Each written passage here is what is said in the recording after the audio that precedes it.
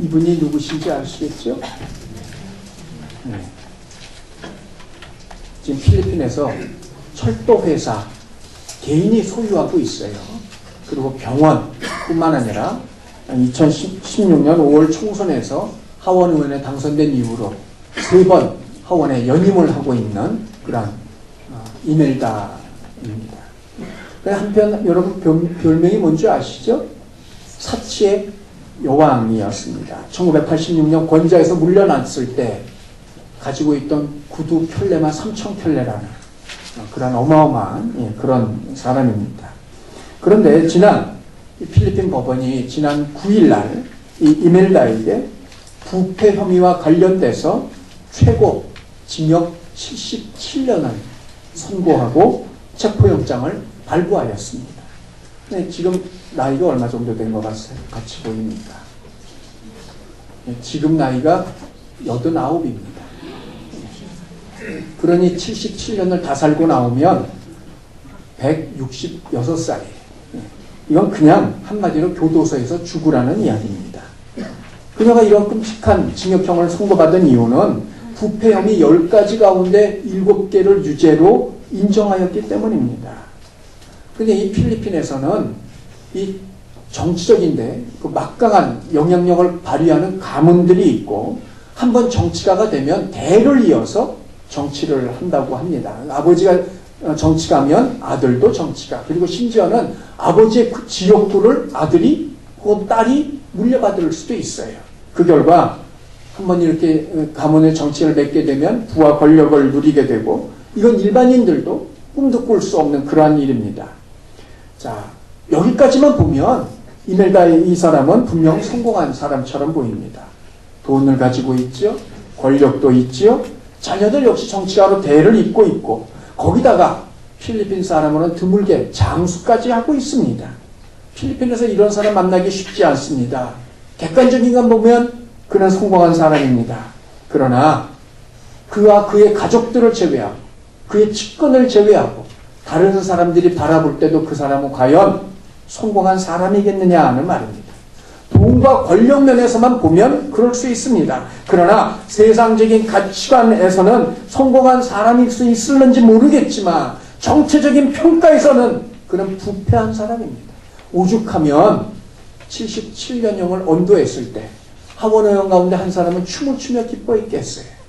이건 그만큼 그가 잘 살지 못했다는 이야기의 반증 아니겠습니까? 이것만 보더라도 그녀는 결코 성공한 사람이 아닙니다. 그러나 이것은 그리스도인과 비그리스도인의 망라에서 모든 사람들이 동일하게 내리는 결론일 겁니다. 그런데 이 점에 있어서는 저와 여러분들도 마찬가지입니다. 사람의 성공은 그 사람의 가치라고 생각을 합니다. 종교와 문화와 인종과 나라를 떠나서 모두가 다 인정할 만한 성공, 그것이 진정한 성공이고 그것이 그 사람이 지니고 있는 가치일 겁니다. 자, 그러면 그리스도인인 저와 여러분은 어떤 가치를 가지고 있습니까? 누구나가 인정할 만한 그런 가치를 가지고 계십니까? 우린 지난 시간 데살로니가전서 5장 12절부터 15절을 중심으로 그리스도인으로서의 성공, 그 가치는 다른 사람을 대하는 삶의 태도와 모습에서 나타남을 살펴보았습니다. 다른 사람들을 향하는 나의 태도, 말, 생각, 행동들, 그런 것들이 그리스도인으로 가치를 결정짓는 요소입니다. 그리고 이것을 잘하는 사람들이 신앙생활을 잘하는 사람이라 말씀을 드렸습니다. 그 가운데 오늘은 바람직한 신앙생활 두 번째로, 첫 번째가 다른 이들과의 관계성이라면 두 번째는 바로 나 자신에 대한, 나 스스로에 대한 모습입니다. 우리가 오늘 본문을 18절까지만 읽었습니다만 사실은 22절까지 보면 모두 한 단락으로 8개의 동사형이 등장을 합니다. 기뻐하라, 기도하라, 감사하라, 소멸하지 말라, 멸시하지 말라, 헤아리라, 취하라, 버리라. 자, 이 8개의 동사형이 등장을 하는데 이 8개의 동사형은 다시 4그룹으로 나눌 수 있어요. 그리고 4그룹 가운데 우리가 오늘은 3가지를 생각을 해보고자 합니다. 먼저 첫째 우리가 생각할 것은 항상 기뻐하라입니다. 16절 다 함께 읽습니다. 시작. 항상 기뻐하라. 영어에는 기쁨을 뜻하는 단어 몇 가지가 있는데 첫 번째가 이제 플레저라는 단어가 있고요. 또 하나가 해피니스, 또 하나가 조이라는 그런 단어가 있습니다. 근데 누군가의 구분에 의하면 이 플레저는 감각적인 기쁨과 즐거움, 그리고 해피니스는 정신적인 기쁨이고, 반면에 가장 높은 수준의 환희, 그걸 의미하는 게 조이라고 구분을 하고 있습니다. 반면에 또 어떤 사람은 해피니스는 해프닝에서 오는 것으로 일어난 일들을 통해서, 즉 상황과 환경 조건에 따라서 일어나는 기쁨이라고 말하고 있고, 반면에 조이는 밖에서 오는 것이 아니라 내 안에서 솟아나는 기쁨이라고 구분을 하고 있는 것을 본 적이 있습니다. 그런데 오늘 본문에 등장하는 이 단어, 기뻐하라는 이 단어는 이 두 가지 구분과 해석이 사실 어느 정도 맞는 것처럼 보입니다. 본문에 사용된 기쁨이라는 단어는 사람이 아니라 하나님과 연관된 기쁨이고, 그래서 밖에 어떤 상황과 환경으로 말미암은 기쁨이 아니라 내 안에서 솟아나는 기쁨을 말하고 있습니다. 간혹 TV 등을 통해서 인사청문회를 볼 때가 있습니다만, 그런데 어느 정권에서든 아니 어떻게 저런 사람을 이라고 할 만큼 문제를 안고 있는 사람들을 내보낼 때가 많이 있습니다.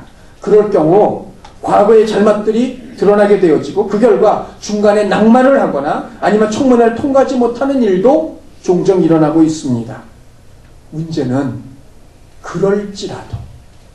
그럴지라도 자기 스스로 물러나는 사람은 거의 없더라는 겁니다.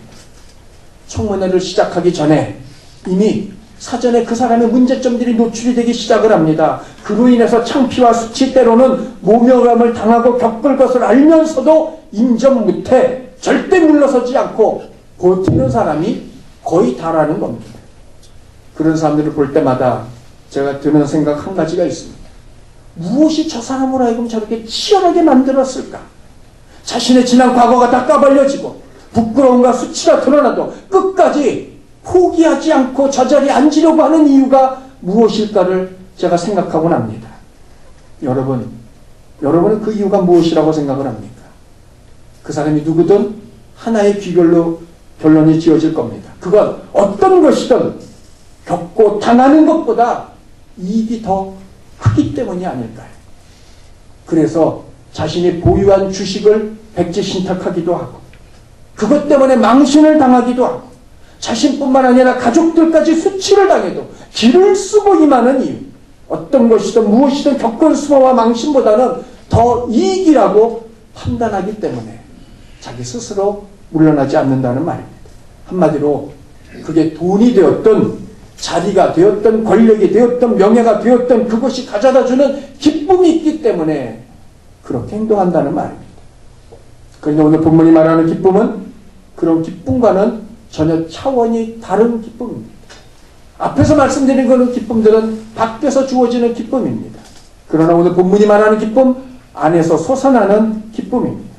일상생활에서 기쁨과 즐거움은 주어지는 상황과 조건으로 인한 결과입니다. 그러나 지금 데살로니가의 성도들에게는 전혀 해당되지 않는 이야기입니다. 그리스도인들이 되었기 때문에 가해지는 상당한 압박과 불이익이 있기 때문이라는 겁니다. 예수 믿는다는 한 가지 이유 때문에 공동체에서 쫓겨나고 출결을 당합니다. 경제생활에서 쫓겨나게 됩니다. 심지어는 가족에서도 외면을 당합니다. 먹고 살 방법이 없습니다. 오죽하면 사도행전에 자기들끼리 모여서 있는 것을 팔아서 그들의 필요를 채우고 있겠느냐 말입니다. 오죽하면 말입니다. 그런데 바울은 그런 데살로니가 성도들을 향하여 기뻐하라고 명령을 하고 있습니다. 바울은 왜 이런 명령을 하는 것일까요? 데살로니가 사람들의 형편과 사정을 모르는 것이 아님에도 불구하고 이런 명령을 내리는 이유가 무엇일까요? 그냥 인사치레의 말일까요? 아니면 일상적으로 사용하는 관용의 어법일까요? 그 정답이 기뻐하라를 수식하는 항상이라는 단어에 있습니다. 항상 어느 때든 어떤 형편이든 어떤 경우든 상관없이라는 뜻입니다. 왜요? 왜 항상 기뻐해야만 하는 것일까요? 결론입니다. 이 기쁨은 상황과 조건에 따른 것이 아니라 하나님으로 말미암은 기쁨이기 때문에 기뻐하라는 겁니다. 일반적으로 사람들은 일, 사람, 상황에 따라서 기뻐합니다. 돈이 생겨서 기뻐하고요. 승진해서 기뻐하고요. 자녀가 잘 돼서 기뻐하고 일이 잘 풀려서 기뻐하고 누군가가 내게 기쁨을 가져다 주기 때문에 기뻐합니다. 그러나 성도는 하나님 때문에 기뻐하는 사람들입니다. 고린도후서 6장 10절을 보십시오. 근심하는 자 같으나 항상 기뻐하고 로마서 5장 3절을 보십시오. 우리가 환난 중에도 즐거워하나니 사도행전 5장 41절입니다. 능욕받는 일을 합당한 자로 여기심을 기뻐하면서 여러분 이게 제정신을 갖고는 이럴 수 없습니다. 근심이 환난이 능욕받는 것이 어찌 기쁨이 될 수 있겠습니까? 그런데 성도가 아니라면 이럴 수 없는 거예요. 그러면 성도는 모두 다 정신 이상자들일까요? 고린도후서 6장이나 로마서 5장이나 사도행전 5장이나 모두 다 살펴보면 앞뒤 문맥을 살펴보면 기쁨의 근원 동기에 대해서 말하고 있는데 한결같이 하나님이더라는 겁니다. 성도는 상황과 환경 때문에 기뻐하는 게 아니라 하나님으로 기뻐하는 존재입니다. 사도행전 3장 17절 18절 보십시오. 우리가 잘 알고 있는 구절 아닙니까? 근데 17절에 보면 왜 이렇게 없는 게 많은지 모르겠어요. 무화과나무 없고 포도나무 없고 감람나무 없고 소출이 없고 밭에 먹을 것 없고 우리의 양이 없고 외양간 소가 없고 자 못하며 없고 없을지라도 다 부정이 삶 자체가 불가능하다는 이야기 아니겠습니까? 그냥 주목할 게 있습니다. 그럼에도 나는 여호와로 말미암아 즐거워하며 나의 구원의 하나님으로 말미암아 기뻐하리로다. 여러분 하박국 3장은 시기오롯에 의해서 불려진 노래입니다. 그럼 이 시기오롯이 뭐냐? 우리말로 하면 애가 장송곡입니다. 다시 말하면 장송가의 곡조에 맞춰서 부른 노래가 하박국 3장이라는 겁니다. 그때의 분위기, 그때의 상황이 무엇인지를 우리에게 말해주고 있습니다. 그럼에도 불구하고 하박국은 고백합니다. 내가 지금 죽을 처지지만 죽을 지경에 놓여 있지만 나는 여호와로 말미암아 즐거워하고 구원의 하나님으로 말미암아 기뻐하리로다. 그의 즐거움과 기쁨의 근원이 하나님임을 말해주고 있습니다. 여호와가 즐거움의 근원이시고 하나님의 기쁨의 이유이십니다. 어려움을 겪고 고통 속에 있고 괴로움을 당한다 할지라도 하나님이 계신다면 하나님을 믿으신다면 우리는 기뻐해야 됩니다. 이유는 하나입니다. 그 하나님이 살아계시기 때문입니다. 무슨 말입니까? 살아계신 하나님이 나와 함께 하신다면 그 하나님께서 내게 계신다면 나의 모든 것들도 살아날 수 있기 때문입니다. 나의 몸도 나의 마음도 나의 상황도 형편도 믿음까지도 살아납니다. 하나님은 그리고 성령님은 죽이고 망하게 하고 무너뜨리는 분이 아니라 살리고 일으키시는 영이시기 때문입니다.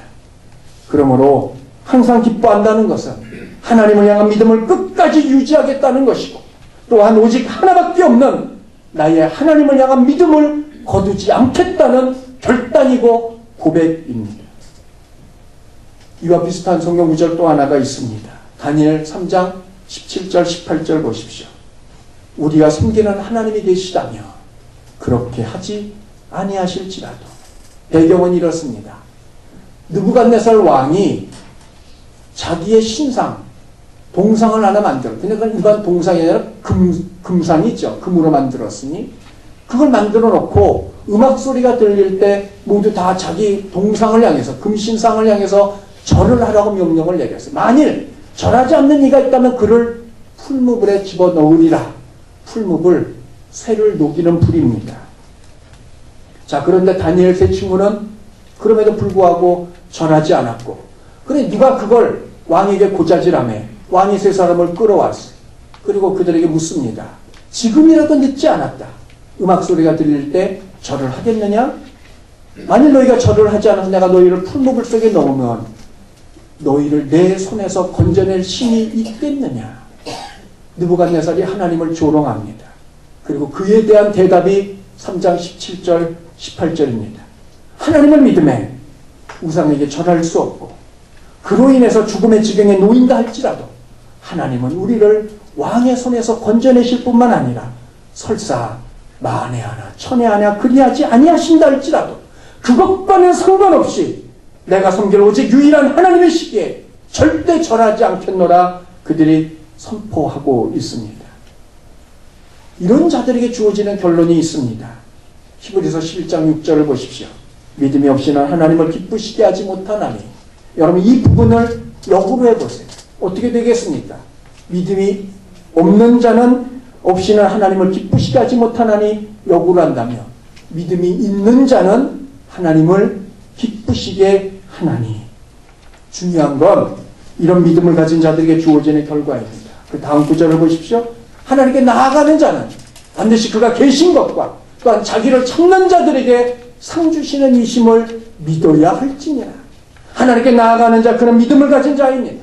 하나님을 기쁘시게 하는 자요, 하나님의 계심을 믿는 자요, 하나님을 찾는 자들이고, 그리고 이런 자들에게 주어지는 것이 있으니 하나님이 주시는 상이랍니다.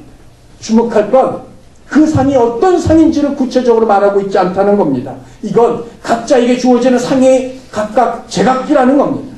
어떤 사람에게는 경제적인 보상이 있을 수 있습니다. 어떤 사람에게는 명예를, 어떤 사람에게는 은사를, 어떤 에게는 건강을, 어떤 에게는 더 깊은 믿음을 주실 수도 있습니다. 그러나 무엇이든 간에 분명한 것 하나 있으니 반드시 각자에게 필요한 그것들을 하나님의 상으로 주신다는 겁니다.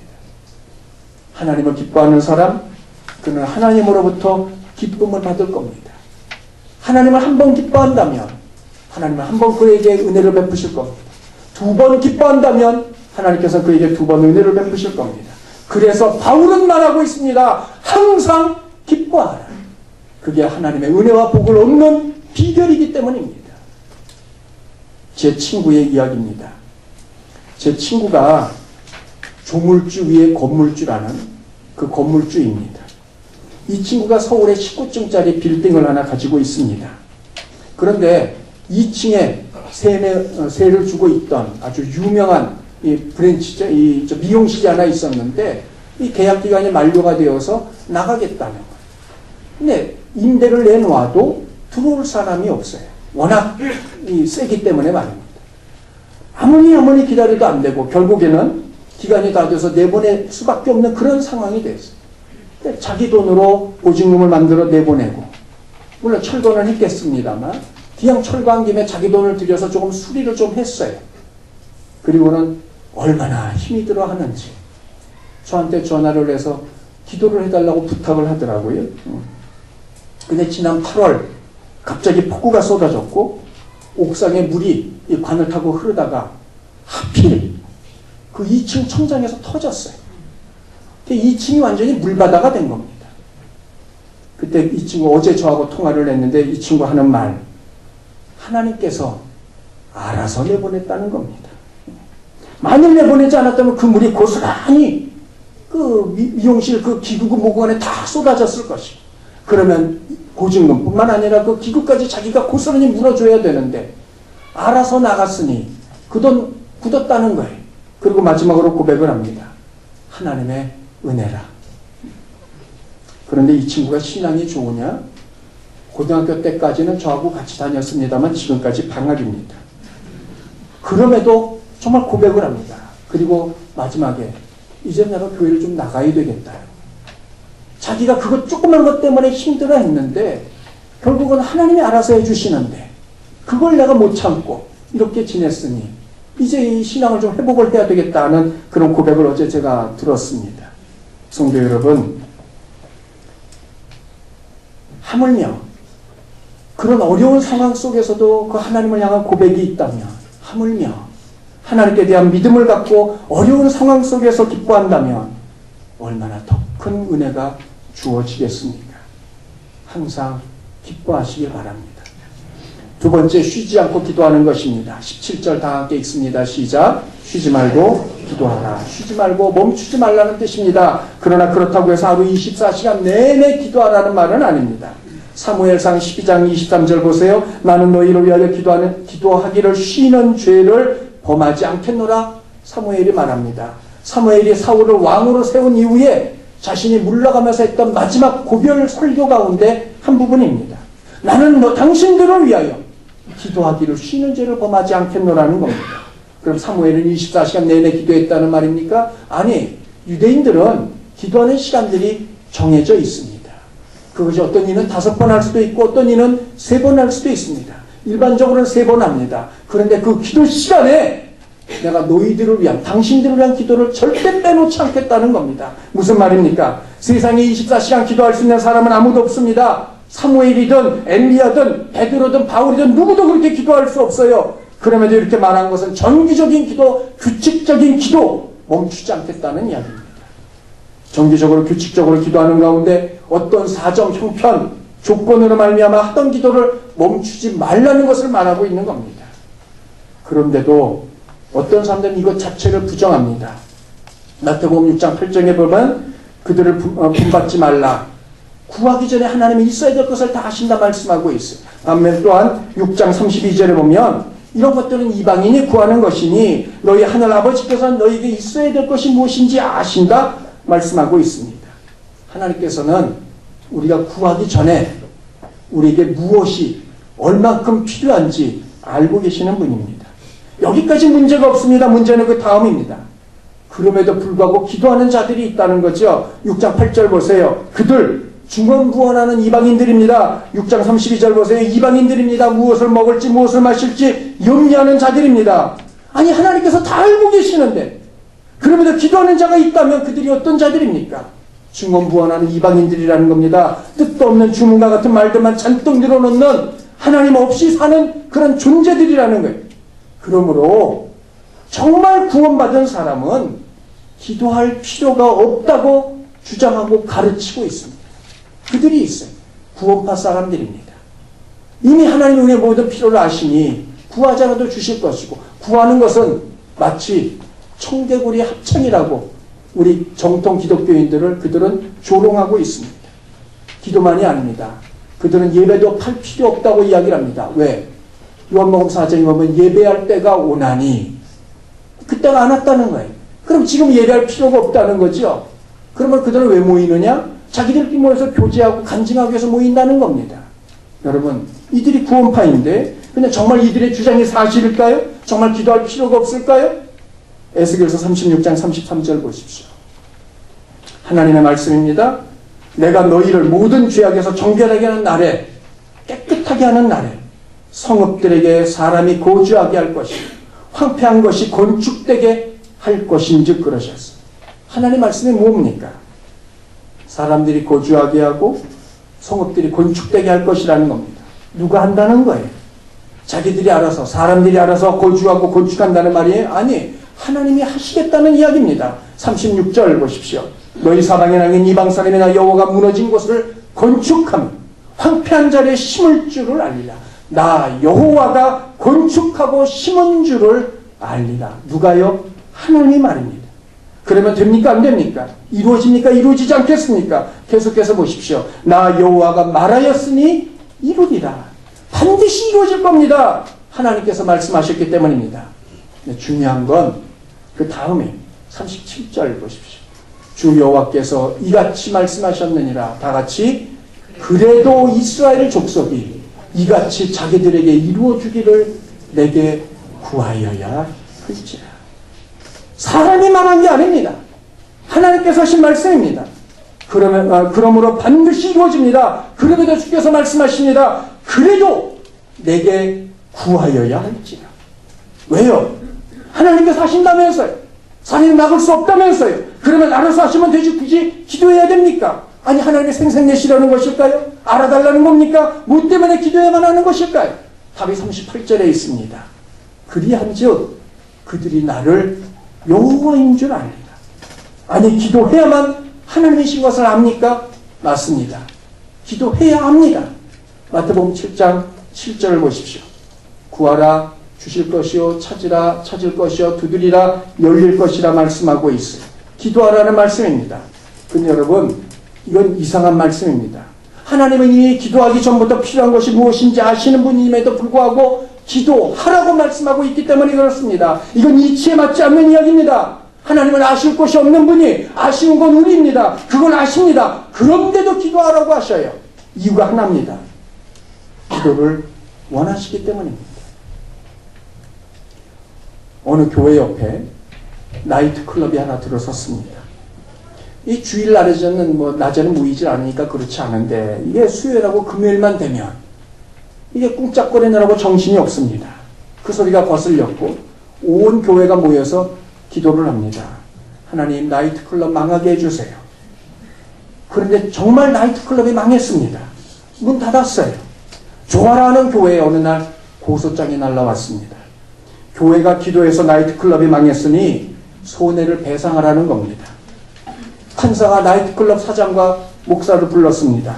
옥신각신하는데 판사가 나이트 클럽 사장에게 묻습니다. 정말 교회가 기도해서 망했다고 생각하십니까? 네. 목사에게 묻습니다. 정말 교회가 기도해서 나이트 클럽이 망했다고 생각하십니까? 아니요. 세상에 그럴 일이 있습니까?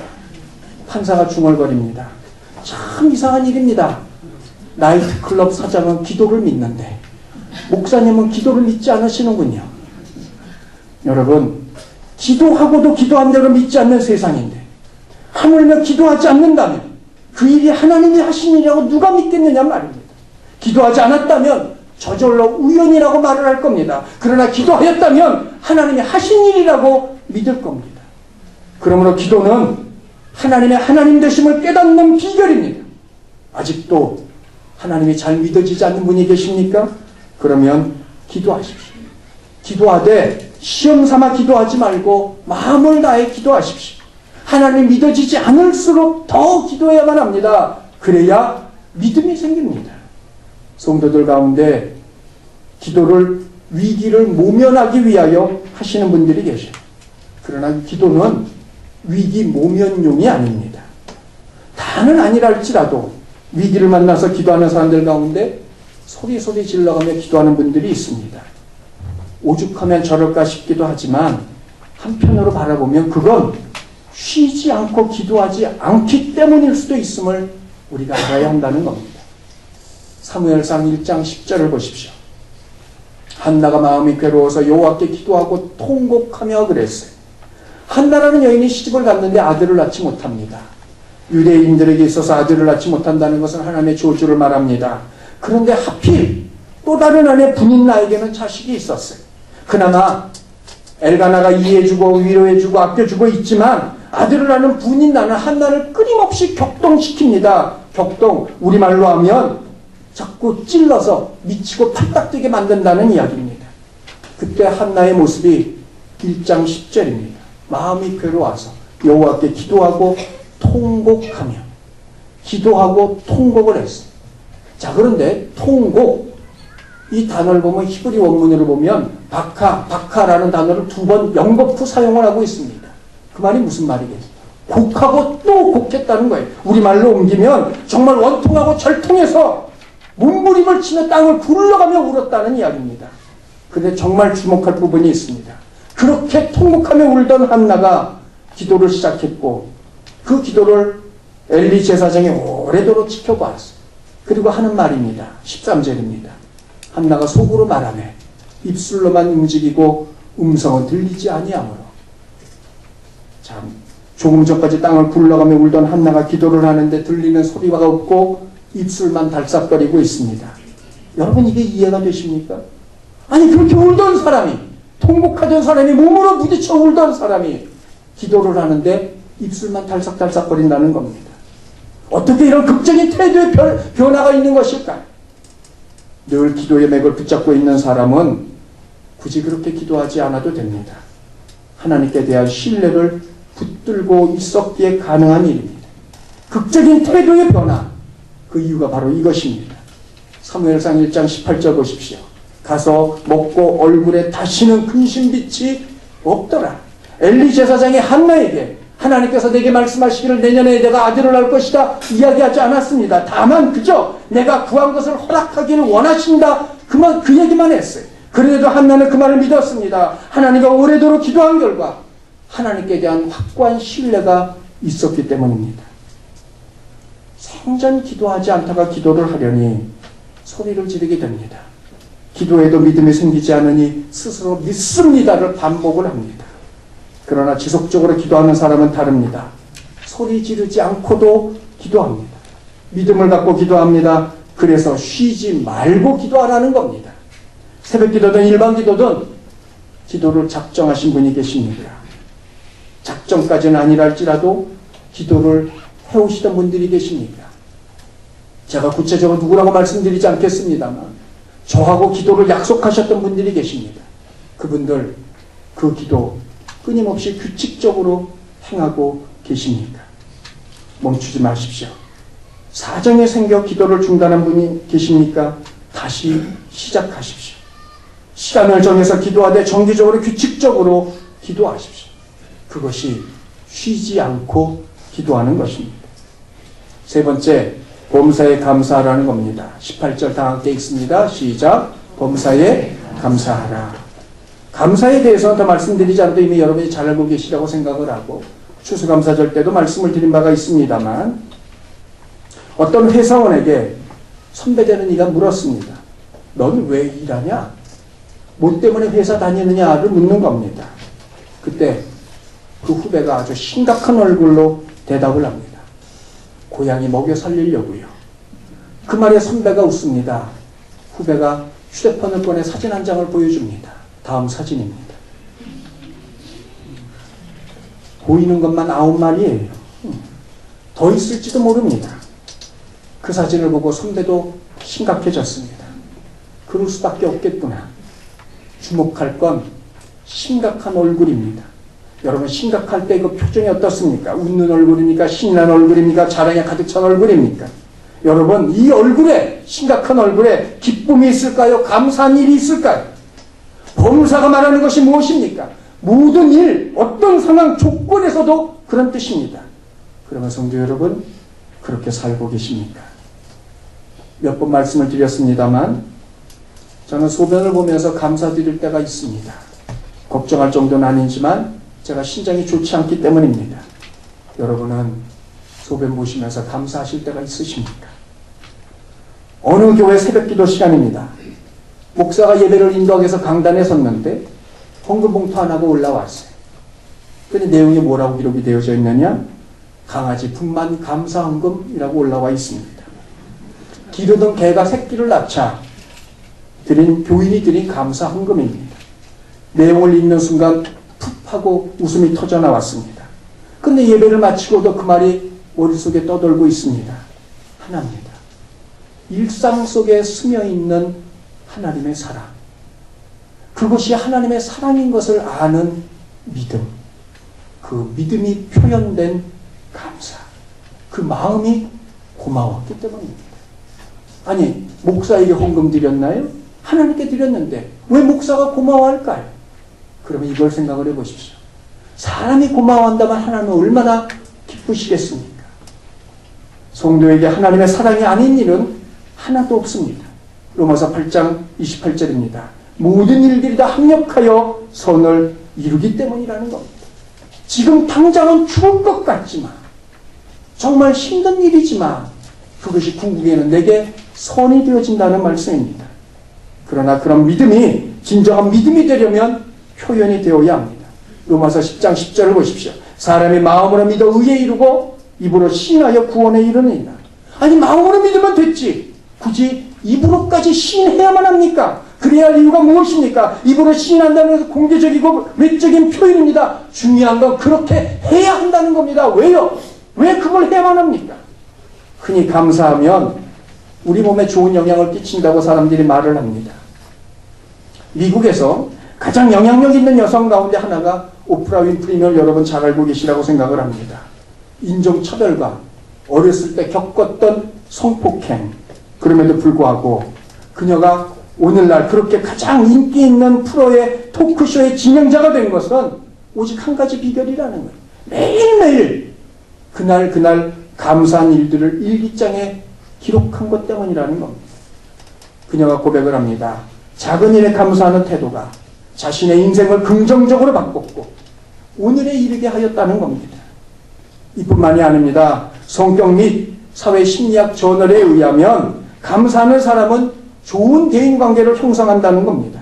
뿐만 아니라 미국 심장학 저널에 의하면 감사할 때 고혈압과 신부전을 비롯한 심장질환의 위험률을 떨어뜨린다는 보고가 있습니다.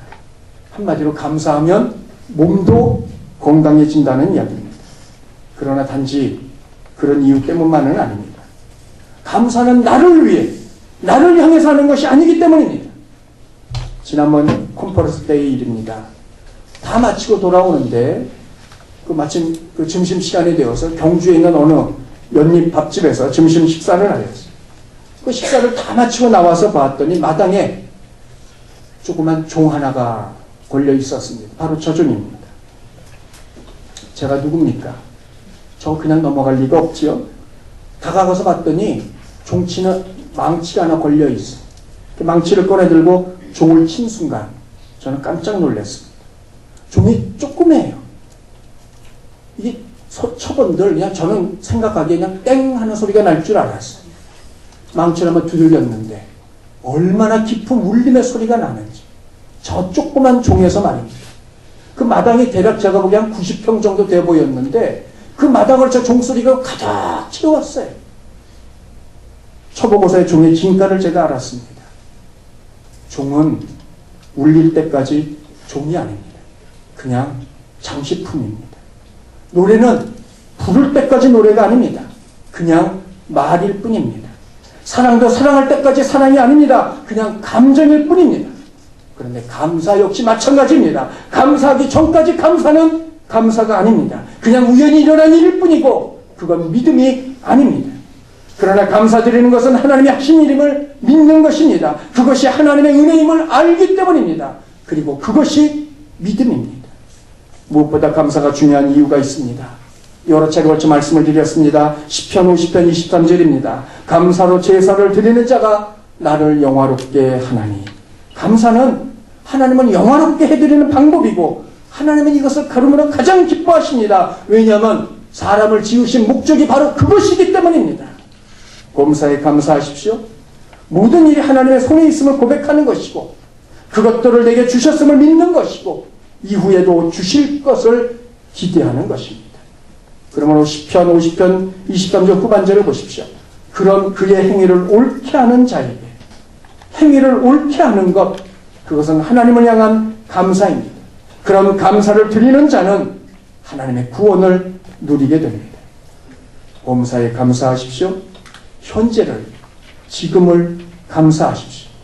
작은 것을 감사하십시오. 내가 걸어 다닐 수 있음에 내가 볼 수 있음에 오늘 우리 집 식구들이 저녁에 무사히 집에 돌아온 것에 대해서 내가 밥을 먹고 소화시킬 수 있는 것들에 대해서 하나님께 감사하십시오. 하나님 그 감사를 받으실 것이고 또 다른 은혜들을 저와 여러분 가운데 내리실 줄로 압니다. 중요한 것 왜 이렇게 해야 되느냐는 겁니다. 왜 항상 기뻐해야 될까요? 왜 쉬지 말고 기도해야만 합니까? 왜 범사에 감사해야 하는 것일까요? 이유가 18절 후반절에 있습니다. 이것이 그리스도 예수 안에서 너희를 향하신 하나님의 뜻입니다.